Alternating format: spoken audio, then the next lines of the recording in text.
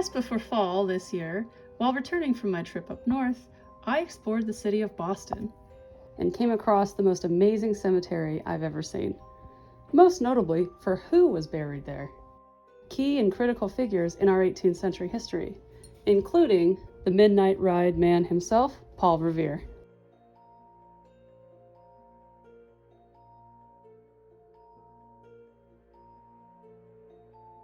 As you can see, this cemetery dates back easily to the 17th century. So follow me as I explore all the headstones.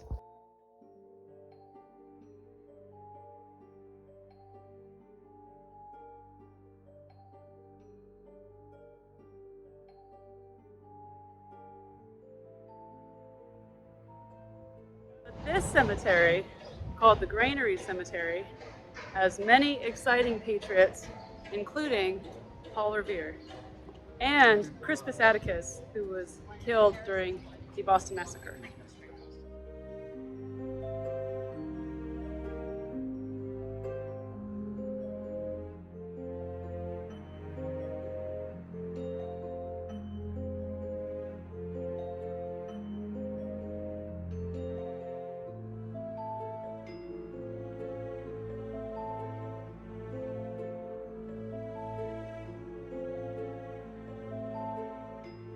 You can see by the timeline, the 18th century headstone included much symbolism, including a face or a skull with wings attached. Christian Judeo beliefs that the soul does not end with death. In fact, that their soul lives on, being carried away to heaven, hopefully, on wings, and that now their soul is free of their body.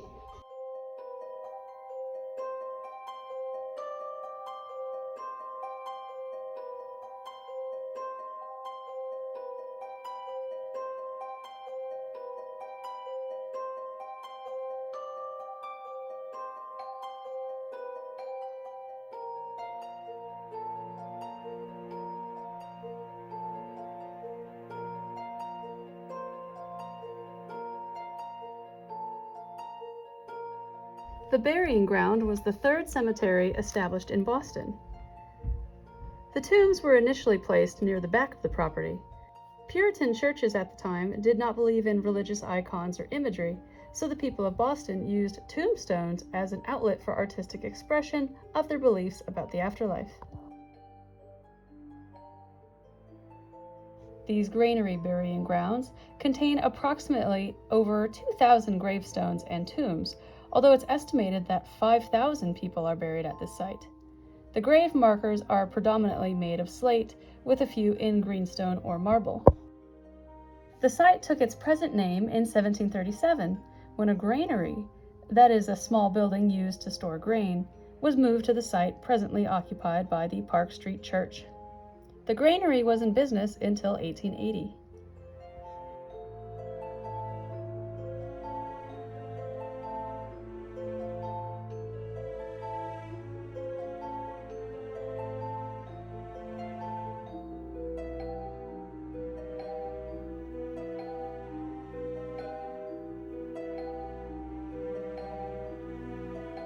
Okay, so we found Paul Revere's final resting place.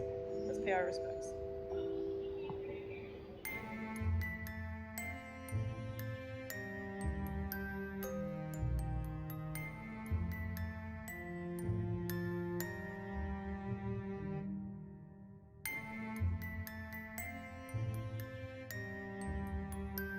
Other key members buried here are none other than the heroes Samuel Adams, leader of the Sons of Liberty,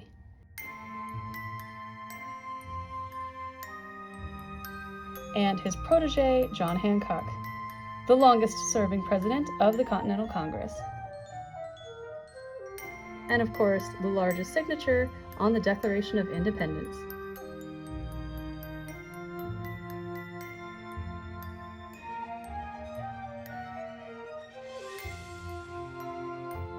We've also found here the final resting place of John Hancock.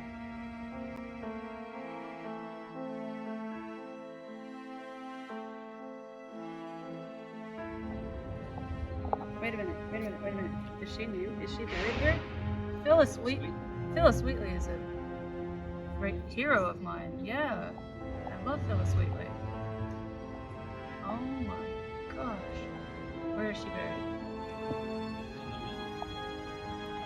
Oh my gosh, there she is. Okay, so Phyllis Wheatley, who I've talked about on my channel, I love her. Washington, George Washington too, loved her poetry. She's gonna be right somewhere in the middle. Maybe we can't get to her. Yeah. So she's somewhere in the middle. And the grass is off limits, you can't walk on it, but she's out there.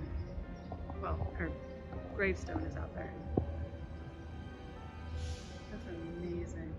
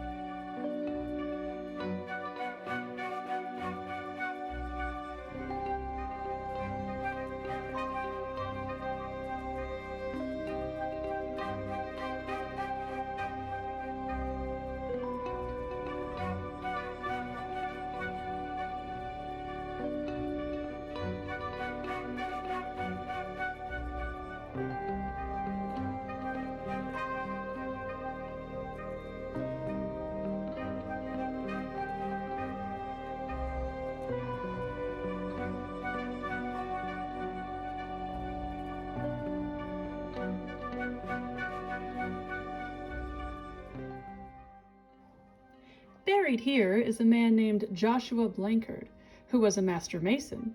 He laid the brick walls at nearby Fenwell Hall, a place often referred to as the Cradle of Liberty. It was built in 1742 and served as a significant meeting place for protests and discussions leading up to the American Revolution. There are also patriots here, Lieutenant Edward Blake and his son, who served in the Continental Army. Also, Robert Payne, one of the 3 signers of the Declaration of Independence, buried here at Granary.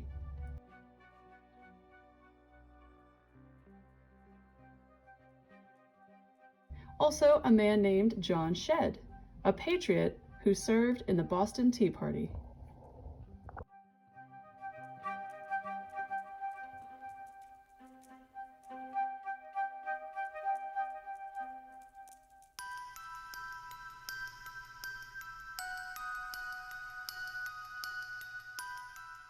Walking these sacred grounds really helps remind me how our 18th century forefathers and that generation is to not only be honored, but just how much fun it can be researching them and taking the time out to remember them.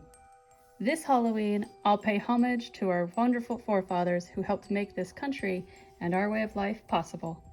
In the meantime, happy Halloween!